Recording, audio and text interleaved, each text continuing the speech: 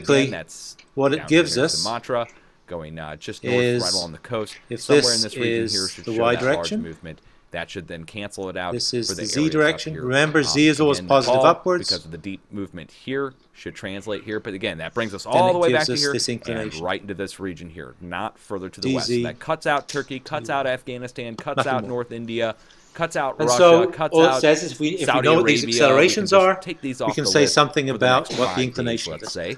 What was the Possibly a bus week. that we had and before? Of course, keep watch for new movement that could change things up a little bit. But this is good news for the Mideast. Watch to the east. To the west, you should be okay, and then further to the northwest. Has anyone worked out what country we're in? Looks German to me. Africa, Looks like leaving you off the map. Don't have any viewers in Africa that pay attention. And there's a few people in South Africa, of course, that are So what's the viewers. inclination Guys of the, who are more concerned with the activity that's happening globally and wave-wise as opposed to the activities happening in your volcanoes up here, which there have been a few Give me a number. strike there over the last, well, you can't see it on here. Over the last month, there's been a few strikes. Because I think we chose that last time. So DZ South Central Africa is the vertical direction. Upwelling pressure from down below, DY is now the horizontal causing that direction. movement. The intraplate earthquakes 108 are now proved to be caused to by minus upwelling magma. How about AY that? over Seriously? Like, come on. Okay. G. And then one last thing. Mid-Atlantic What's acceleration? the Mid-Atlantic ridge spreads, and then that causes around the globe. And then the actual growing. Yeah. So gravity is 9.8 meters per second squared. Acceleration of bus. And so all this is saying is that the acceleration down the road is an eighth of the acceleration. 1.2 meters per second. So we're looking at what that calculation is. It really is 8 long and 1 up. And you can say that the acceleration of the bus is about a meter per second. West Pacific over the East Pacific, and then that translates out across. So the next question is, how do pressures change with depth? You see clusters here, and then spreads out and presses over. And I guess we have some way of being able to do that, because one of our expressions says something about that directly. So this expression here, before we substitute it, says how pressure changes with depth. In all the cases we looked at before, where the acceleration has been 0 in the vertical direction, this has been equal to minus. But we add an extra term to it. I would say the exact acceleration due to that gravity. It's actually accretionary. And so we should be able to use that to be able to calculate what pressure change with produces thousands of ridges depth going up and down. So we know that pressure change with elevation is equal to minus and that the continental rho drift theory is bogus. That the United States actually rose out of the ocean, didn't spread over from Europe, and same with the other continents. And that the United States formed the whole continent. And so what that would tell us is that if we go down from this free surface, where we know that the pressure is 0, and we go down with depth, and we're not going vertically upwards, calling BS on it now. And what do you think the pressure change with depth? I'm telling you it's BS. It's based upon the earthquake activity that shows us that the plates are moving in the exact opposite direction than we're normally told. So there you go, BC guys. for 0. Somebody's gonna have to rip out Therefore, entire change in pressure with depth but has to be there it equal is. to I'm not going minus to change the facts to fit the textbooks, okay? You know, so you this guys again have to is just what you believe, this what is you pressure, told, what's this other is depth, that told you was possible, and actually this get out there and start is do the experiment and find out yourself. Keep track yourself. just like being in a You'll swing. see So even though that it's most of accelerating modern across the geology room is in based some on an old lie. direction, Geologic the record pressure invented by Lyell distribution is a joke, as you go guys. down within it, It's if just it's a not model. accelerating vertically, The only it's just place going that exists horizontally, in a museum. it'll be just like being in a swim.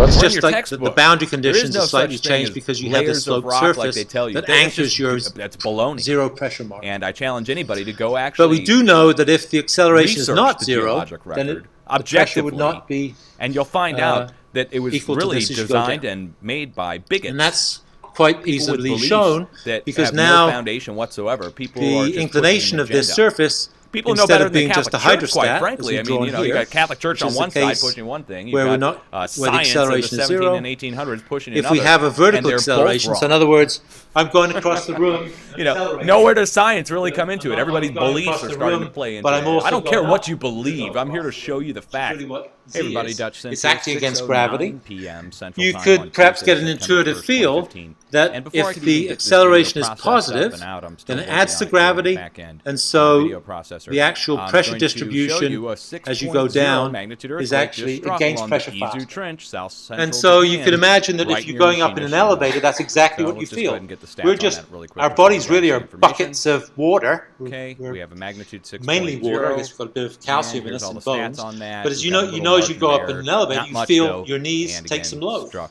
at And so that's 6.05, basically you the can see. load is being taken So by, again, we still need to this watch, is of course. physically what's now, happening Of course, a 6.0 in is this. struck in If the you area thought you of saw. yourself I just warned as that standing out, in so the I'll put this elevator, on the end of the video, and much love, guys. Be safe. and if you wanted to figure out exactly what the pressures were in your capillaries that you feel in your ankles, then that would be due to the acceleration, basically. If the elevator was going downwards, then because the z direction is positive, then an acceleration in this direction is positive. An acceleration in this direction is negative, minus VE, negative. Then you subtract it from it, and the pressure distribution would be like this. What happens if the elevator accelerates greater than the acceleration due to gravity? Down, sorry. It's going to be, weightless. If it was in a tube, it would cavitate, right? It would actually fail in tension. Because it would be pulling down, it would actually be pulling itself apart. It would be in tension as you pull down. So this is gravity.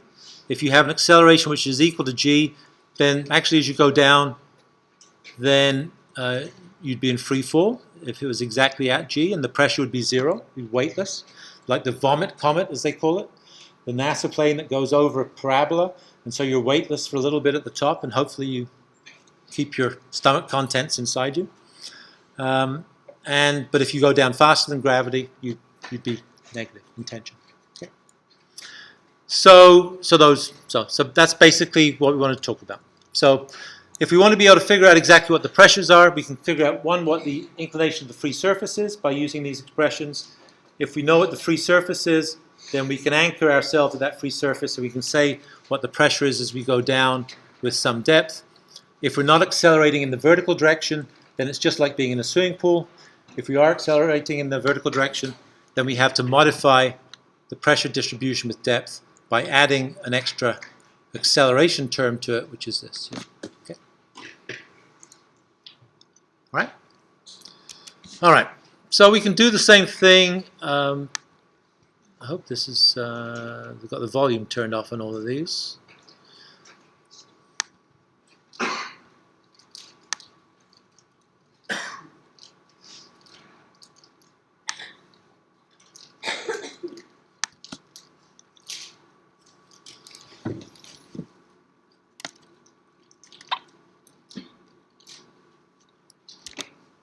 I don't know if it's narrated or not. So, well, you can see what this is. This is a centrifugal pump. So let's run it back maybe again. So maybe I'll just turn the volume off. So we can also look at the effects of spinning fluids when we spin it. So you can imagine spinning a fluid around in a hose around your head. This is not very different from that. And that is that if you have these spinning discs, what they do is they spin the water off, and they allow it to be shot up into a tube and a centrifugal pump. And so the other thing, which is actually this guy, I think this is one. It's not a bad experiment here. It kind of makes the case for this as well. Let's see if it. I don't want to watch an advertisement though. How do I get out of it? Oh, bummer.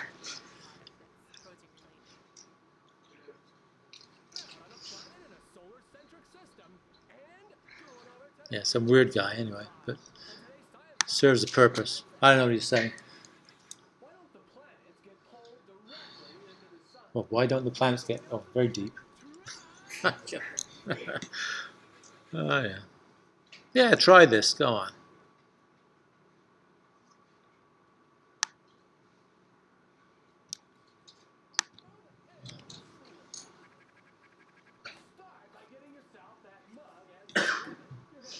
a few knots around the handle of the mug to secure it in place. Now thread the ribbon through the plastic tube and through the spool as well. Now tie a couple of knots in the ribbon to secure the spool to the ribbon. Now check this out. The mug is definitely heavier than the spool. Now here's what you're going to do. You're going to give the spool a spin, a lot like this.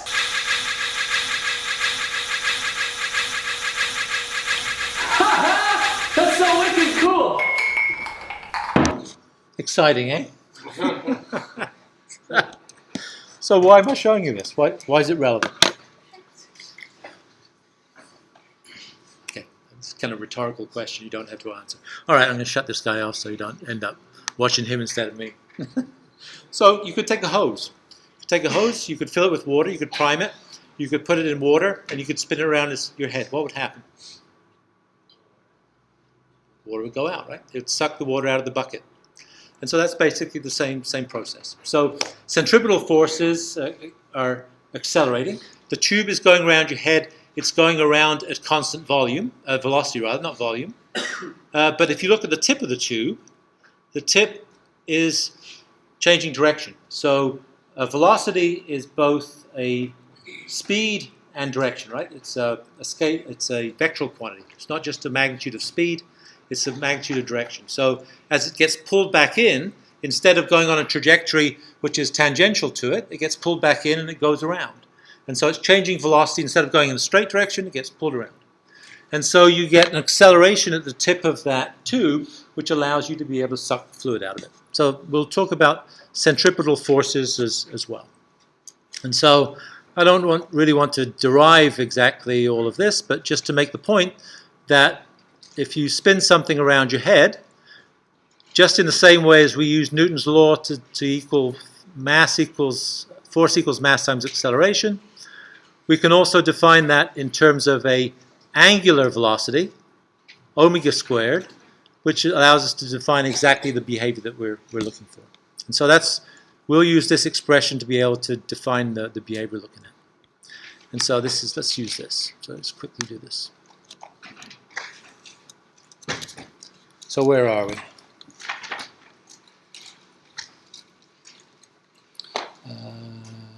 Accelerating fluids.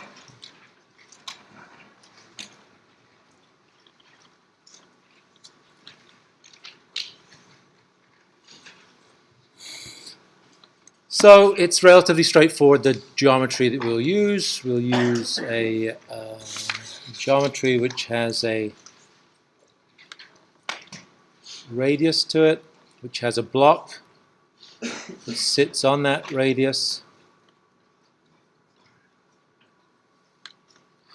Love these differential blocks, which has a radius, which has an elevation, and which has a direction, which I guess we'll call theta.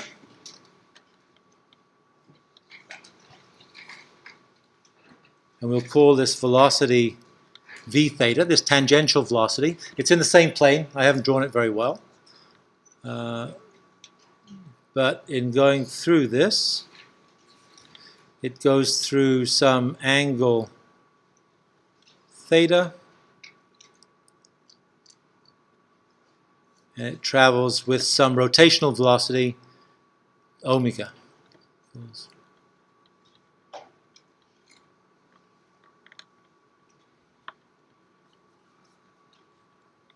In terms of radians per second.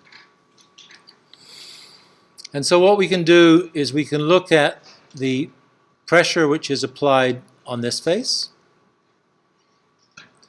We can look at the pressure plus a small change in pressure which is applied on the upstream face. This length here is dr. This length here is d theta. And this length here is dz. Oh, dear me. So I'm highlighting those particular lengths. And the radius from this location to the center of this little bucket, this square bucket we have, we'll call r. And so what we want to do is we want to write that expression that we had before, that the force is equal to mass times the centripetal acceleration, by definition. That was on the Wikipedia page, which is equal to the mass times the angular velocity squared divided by the radius. And we're going to divide this through by the volume. And the volume is just going to be equal to d theta dr dz, just the dimensions of this cube. And of course we have to divide this through by volume as well. So we're just dividing both sides through by volume. So if we have a force divided by a volume, we have, what's this, right? This is just, by definition, this is a density times v theta squared over r. And if we wanted to do this, this is equal to a force time divided by an area, which would be dz d theta times dr. And so this, all I'm doing is writing this volume as these three components and splitting them out. And the reason for doing that is that now, what's a force divided by an area? Thank you. And so if you write this out, we can write this out as change in pressure with radius is equal to density, not pressure, multiplied by the tangential velocity squared over r. And if we know that the tangential velocity is just equal to the radius times the revolutions per radians per second revolutions, and so we can put this in here. So we have, I'm going to write a partial derivative, doesn't really matter, is equal to rho times, what's it going to be? R omega squared. It's actually going to be r squared over r. And we get rid of those.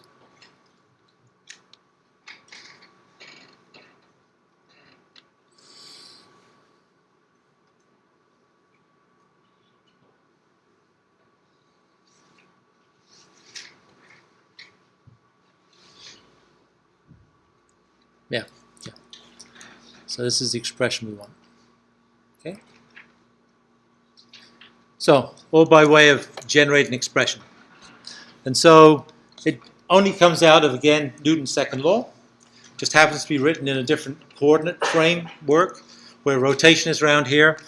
I guess we should remember that 1 revolution per second is equal to 2 pi radians per second. It's an important thing to remember, which is what this is. This is revolutions, radians per second, and we'll use that. And so now we just have an extra expression derived. So remember before, what did we have? We had, for instance, well, you know the expressions we had before. So this just is just a complement to those. So let's go back to our notes and see where we are. So there's no mystique as to where it comes from. Here's the expression that we just pulled out of a hat, or actually didn't pull out of a hat, which is this.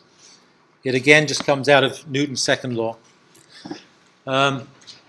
This expression here says that if you're spinning a bucket, so this is a bucket that's being spun, and you can imagine as you spin a bucket, you get a little tornado in it, and the fluid goes out to the sides because it gets flung out to the sides. if you go in the bucket at the same radius around it, it means that you go around a circle and the surface of that fluid, you'll come back to yourself, and the inclination of that surface as you go around at any particular radius on the surface will always be the same. That's exactly what this is saying. It's saying the pressure as you go in the tangential direction is zero. That's the interpretation of it. And as you go in the swimming pool, this is just our expression that we had before. So we might want to be able to figure out two things about this. We'd like to figure out exactly what the form of this surface would look like as we spin it. And we might like to look at what the pressure distribution would be as we went down in here to look at this. So we do exactly the same thing as we did for a linear acceleration. We take a pressure and we set that equal to a pressure radially plus a pressure tangentially plus a pressure in the z direction. I won't fill in the rest. We multiply it through by 1 and 1 and 1. We have expressions now for dp dr, which can come down to here. We have an expression for dp d theta, which can come down here. And we have an expression for dp dz, which can come down here. We know this one is going to be 0, as you see blacked out in green. And the other ones, as we substitute and mess around with the algebra, we end up with this. What's the pressure on the surface? 0, atmospheric. It doesn't change as we go from location to each location. So again, if we put the left-hand side here equal to 0, which is what we're doing here, and then we just have the fact that these two things equal each other. If they equal each other, we can isolate the change in elevation as we go radially. Clearly, this inclination of this surface is dr dz. That's what we want to figure out. And so if we just rearrange this expression in terms of these two dependent variables, we end up with this. And so we end up with a slightly more complicated expression. It's not so simple now because now it's a function of r. The other expression we had no dependency on y, for instance. As you went in the y direction, y wasn't in the equation.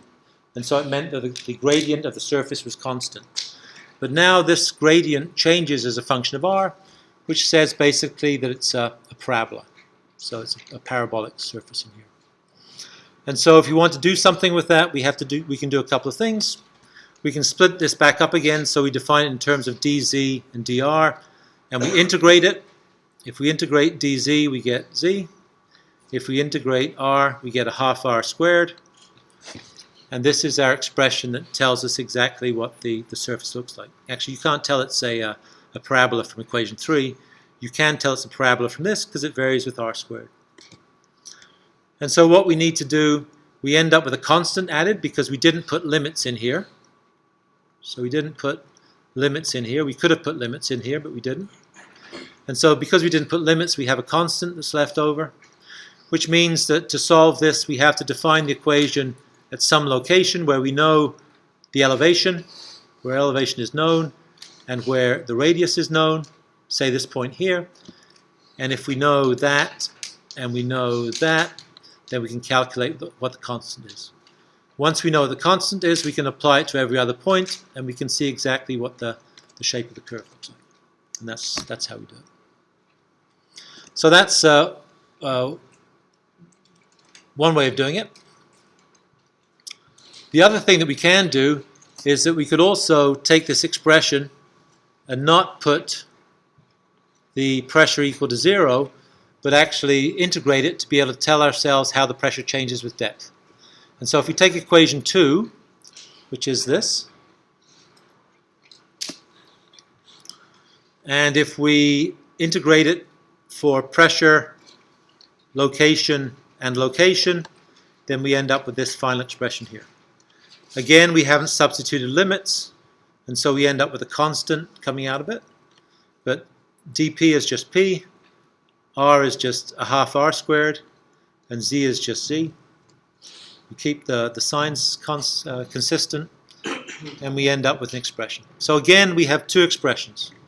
We have one which tells us what the free surface looks like, and we have one which tells us how pressure changes as we go down within the fluid. And actually, if we look at this, and we're not allowing it to accelerate in the z direction, we're not accommodating that. We could accommodate that, but we haven't.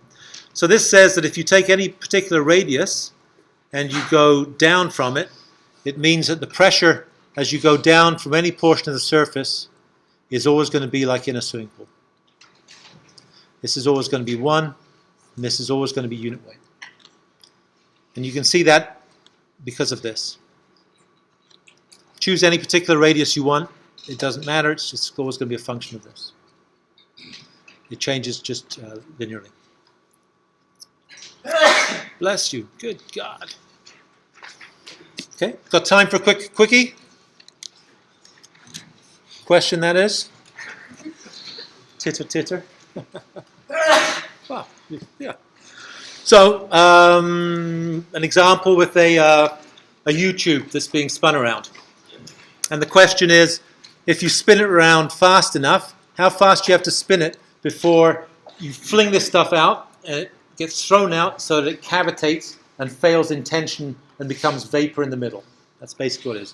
So if you spin this around fast enough, really fast, you could make it tension so it would actually become vapor in the center. So the question is how fast you have to do it. This is this expression for pressure. Pressure is equal to these. We choose a place, we want to know what this constant is. So we choose a place where we know the pressure. What's the pressure here? Not very difficult, right? I guess it's just written there. We know the elevation of that point. We know Z. We know R.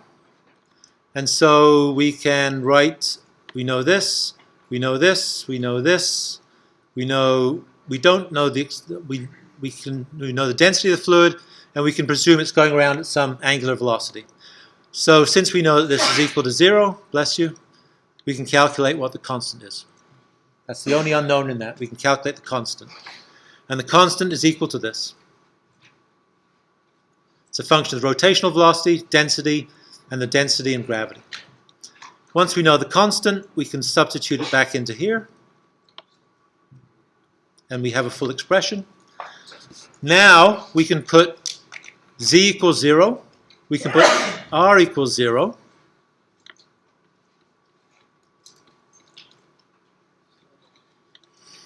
Into this expression.